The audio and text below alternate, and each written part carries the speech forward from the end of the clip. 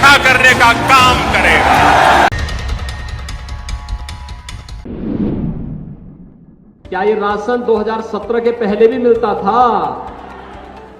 क्योंकि तब तो अब्बा जान कहने वाले राशन हजम कर जाते थे।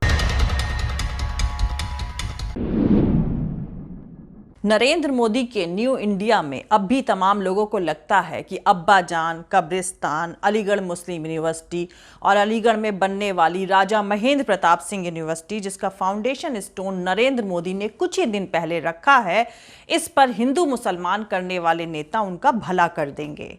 काश इन्हें कोई समझा सकता कि जो लोग अपने ही मुल्क की जमीन पर पैदा हुई लैंग्वेज उर्दू से दुश्मनी रख सकते हैं, वो भारत में अलग अलग लैंग्वेजेस बोलने वाले तमाम मजहब और जाति के लोगों के फायदे के लिए काम करेंगे। आपको भी पता है कि ये हकीकत से कोसों दूर की बातें हैं।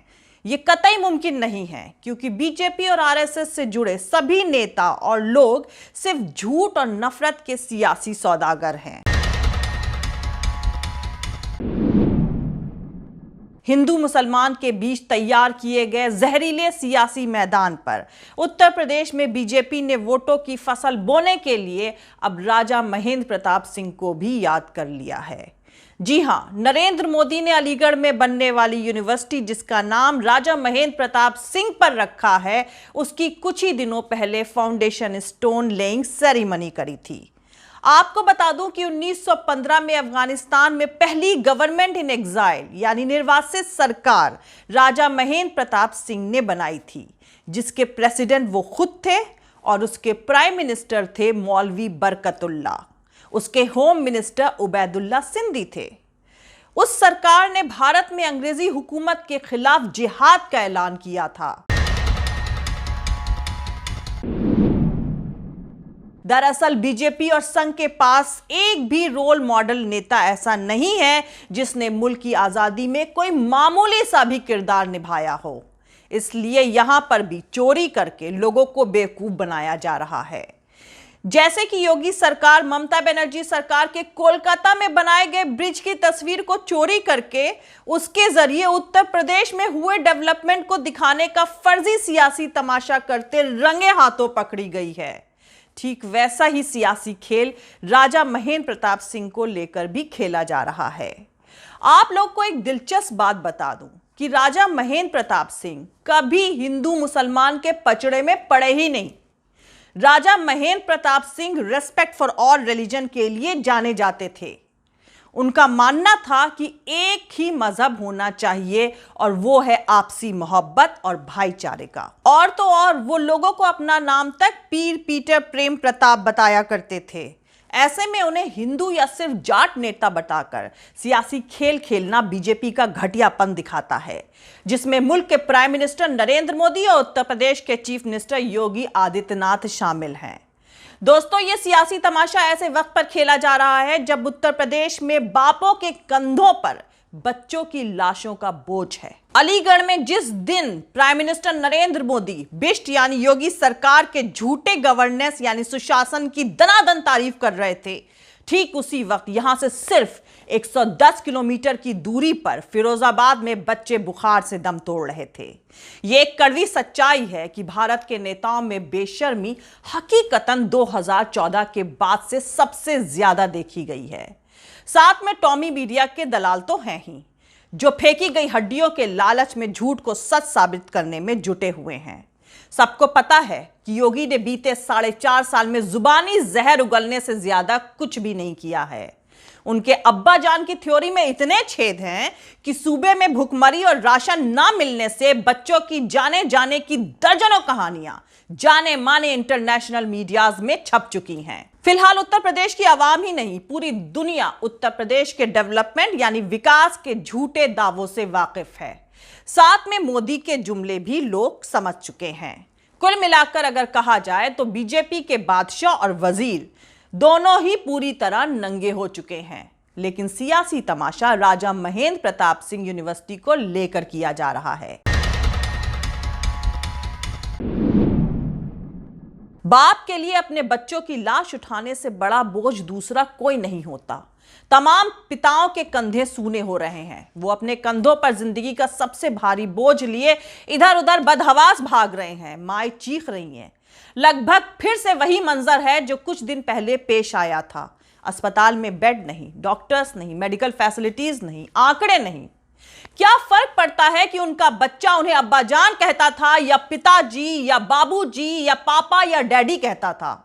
वो कह तो रहे हैं कि अब तक सारा राशन अब्बा जान कहने वाले लोग ले जाते थे, लेकिन उन्होंने बदला क्या? जो मासूम बड़े होकर पापा या पिताजी बुलाते, उनके भी जिंदा बचने की गारंटी कहां है? उनकी दिलचस्पी सिर्फ और सिर्फ अब्बा जान और पिता जान की दुश्मनी में है।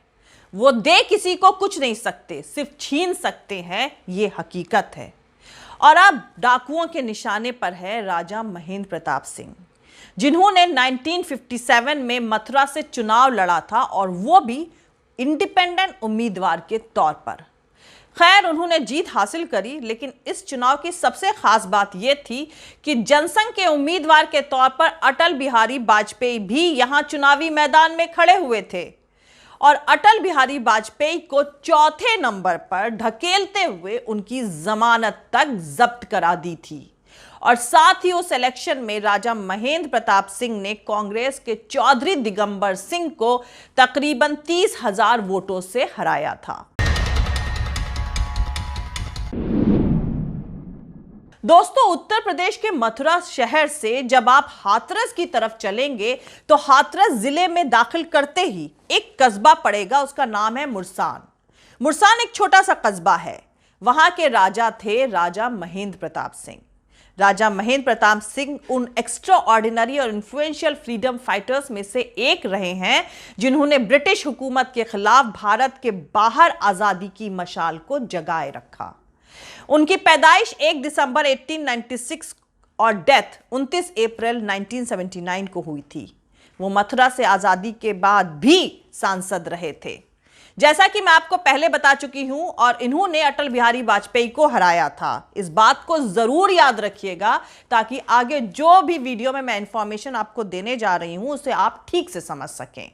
वो फ्रीडम फाइटर के साथ साथ जर्नलिस्ट, राइटर, पत्रकार, लेखक और सोशल रिफॉर्मर भी थे। मुरसान एक छोटी सी रियासत रही है। जब भारत अपनी आजादी के पैटर्न को पूरी तरह से तैयार भी नहीं कर पाया था, तब उन्होंने साल 1915 में ही अफगानिस्तान में इंडिपेंडेंट भारत की सरकार कॉन्स्टिट्यूट यानी गठित करी थी। यह गवर्नमेंट इन एग्जाइल थी। जाहिर है कि राजा प्रताप सिंह की इस सरकार ने आजादी की लड़ाई में कोई अहम किरदार नहीं निभाया, पर इसने दुनिया भर को यह पैगाम जरूर दे दिया था कि भारत ब्रिटिश हुकूमत से आजादी चाहता है। भारत की यह पहली एग्जाइल में बनी सरकार थी, और दूसरी निर्वासन में सरकार का गठन नेताजी सुभाष चंद्र बोस ने 1943 में आरजीए हुकूमत आजाद हिंद के नाम से किया था। इन्हीं राजा महेंद्र प्रताप सिंह के नाम पर अलीगढ़ में योगी सरकार एक यूनिवर्सिटी बनाने जा रही है। राजा महेंद्र प्रताप सिंह की पढ़ाई भी अलीगढ़ मुस्लिम यूनिवर्सिटी यानी एएमयू से हुई थी, और उन्होंने अपनी इस यूनिवर्सिटी को कुछ जमीन भी डोनेट करी थी। एएमयू के डोनर्स में राजा प्रताप सिंह का नाम दर्ज है, लेकिन जब से मोदी ने राजा महेंद्र प्रताप सिंह के नाम से बनने वाली यूनिवर्सिटी का शिलान्यास किया है, तब से टॉमी मीडिया जाट राजा की रट लगाए हुए है। ऐसा लग रहा है कि मीडिया को पीएमओ से यानी प्राइम मिनिस्टर ऑफिस से स्पेशल ऑर्डर्स मिले हुए हैं कि राजा महेंद्र प्रताप को बार बार जाट राजा बोला जाए, जबकि राजा महेंद्र प्रताप को सिर्फ जाट राजा के तौर पर देखना, उनका इवैल्यूएशन करना, उनकी इंसल्ट यानी बेइज्जती करना है। आज जब आजादी के सिंबल्स की अलग तरह से इंटरप्रिटेशन यानी व्याख्या करी जा रही है, जालियांवाला बाग का पर्सपेक्टिव बदला जा चुका है, और साबरमती आश्रम का कॉर्पोराइजेशन किए जाने की प्लानिंग चल रही है, तब अलीगढ़ में बन रही यूनिवर्सिटी को अगर उसकी जाति के नजरिए से देखा जाएगा तो ये उस महान फ्रीडम फाइटर की इंसल्ट होगी। लेकिन मौजूदा सियासत की नजर जाटों के वोटों पर है। दरअसल मौजूदा वक्त में पश्चिमी यानी वेस्टर्न उत्तर प्रदेश में जिस तरह से जाट किसान 3 नए कृषि कानून को लेकर मोदी सरकार के खिलाफ सड़कों पर प्रोटेस्ट कर रहे हैं, उसे देखते हुए राजा महेंद्र प्रताप सिंह के नाम से यूनिवर्सिटी शुरू करने का ऐलान जाट कम्युनिटी को मनाने की कोशिश के तौर पर देखा जा रहा है। खैर, आपको बता दूं, राजा महेंद्र प्रताप सिंह मुरसान के राजा घनश्याम सिंह के तीसरे नंबर के बेटे थे और जब वो 3 ही साल के थे तब हाथरस के राजा हरनारायण सिंह ने उन्हें बेटे के तौर पर गोद ले लिया था। इस तरह राजा महेंद्र प्रताप सिंह मुरसान राज्य को छोड़कर हाथरस राज्य के राजा बन गए थे। फर्स्ट वर्ल्ड वॉर के चलते ब्रिटिश हुकूमत इंटरनेशनल मसलों में काफी उलझी हुई थी। उसका फायदा उठाकर भारत को आजादी दिलवाने के मकसद से राजा महेंद्र प्रताप सिंह विदेश निकल जाना चाहते थे, पर उनके पास पासपोर्ट नहीं था। वो शुरू से ही देश की आजादी के सपोर्टर रहे थे और अपने ससुर महाराजा जींद के मना करने के बावजूद उन्होंने 1906 के कलकत्ता कांग्रेस के सेशन में हिस्सा लिया था। उन्होंने निर्बल सेवक नाम का एक न्यूज़पेपर भी देहरादून से निकाला था, जिसमें उन्होंने जर्मनी के फेवर में एक आर्टिकल लिखा था और इस आर्टिकल की वजह से ब्रिटिश सरकार उनसे नाराज हो गई थी और उन पर 500 रुपए का जुर्माना लगा दिया था। उन्होंने जुर्माना तो भर दिया, लेकिन देश को आजाद कराने की उनकी ख्वाहिश और बढ़ गई, जिसे पूरा करने के लिए वो भारत से निकल जाना चाहते थे। विदेश जाने के लिए उन्हें जब पासपोर्ट नहीं मिला तो messrs Thomas Cook and Sons के मालिक ने उन्हें बिना पासपोर्ट के अपनी कंपनी KP&O के स्टीमर से इंग्लैंड पहुंचा दिया। उसके बाद वो इंग्लैंड से जर्मनी जाकर जर्मनी के उस वक्त के रूलर कैसर विलियम से मिले थे। कैसर ने उन्हें ब्रिटिश हुकूमत से आज़ादी के आंदोलन में हर पॉसिबल मदद देने का वादा किया। वहां से वो बुडापेस्ट, बल्गेरिया, टर्की होकर हैरत पहुंचे और फिर अफगानिस्तान के बादशाह से उन्होंने मुलाकात करी और वहीं पर 1 दिसंबर 1915 में काबुल से भारत के लिए अस्थायी सरकार के गठन का ऐलान किया, जिसके प्रेसिडेंट वो खुद बने और प्राइम मिनिस्टर मौलाना बरकतुल्लाह खां को बनाया गया। ये एग्जाइल में बनाई गई पहली सरकार थी। तभी अफगानिस्तान ने अंग्रेजों से आजाद होने के लिए जंग छेड़ दी और तब राजा महेंद्र प्रताप सिंह वहां से रशा निकल गए। रूस में 1917 की क्रांति हो चुकी थी, जार शाही का डाउनफॉल हो चुका था। लेनिन की अगुवाई में वहां पहली बार कम्युनिस्ट सरकार बन चुकी थी। इस दौरान फर्स्ट वर्ल्ड वॉर चल रही थी। यूरोप में अफरा तफरी फैली हुई थी। राजा महेंद्र प्रताप सिंह ने रूस जाकर साल 1919 में लेनिन से मुलाकात करी, पर लेनिन उस वक्त अपनी ही मुश्किलों में उलझे हुए थे। आजादी तो हो चुकी थी, पर अभी रूस में कम्युनिस्ट स्टेबल नहीं हो पाए थे। राजा महेंद्र प्रताप सिंह लेनिन से भारत की आजादी के लिए मदद चाहते थे, जो उन्हें नहीं मिल पाई।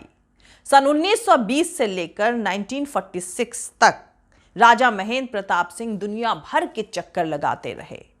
वर्ल्ड फ्रेंडशिप यूनियन एस्टैब्लिश करी और 1946 में वो भारत वापस लौट आए, लेकिन कांग्रेस के नेताओं से उनका कांटेक्ट बना रहा। जब वो 1946 में कलकत्ता हवाई अड्डे पर वापस उतरे तो सरदार पटेल की बेटी मनीबेन उनको लेने कलकत्ता हवाई अड्डे पहुंची हुई थी।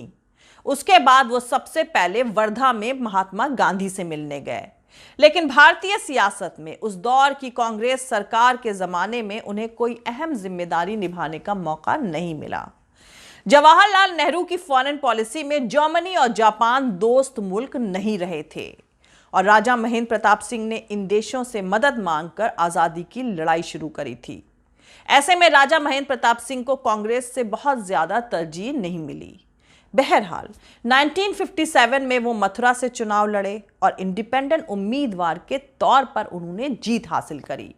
इस चुनाव की सबसे खास बात यह थी कि जनसंघ के उम्मीदवार के तौर पर अटल बिहारी वाजपेयी भी यहां चुनाव के मैदान में खड़े हुए थे।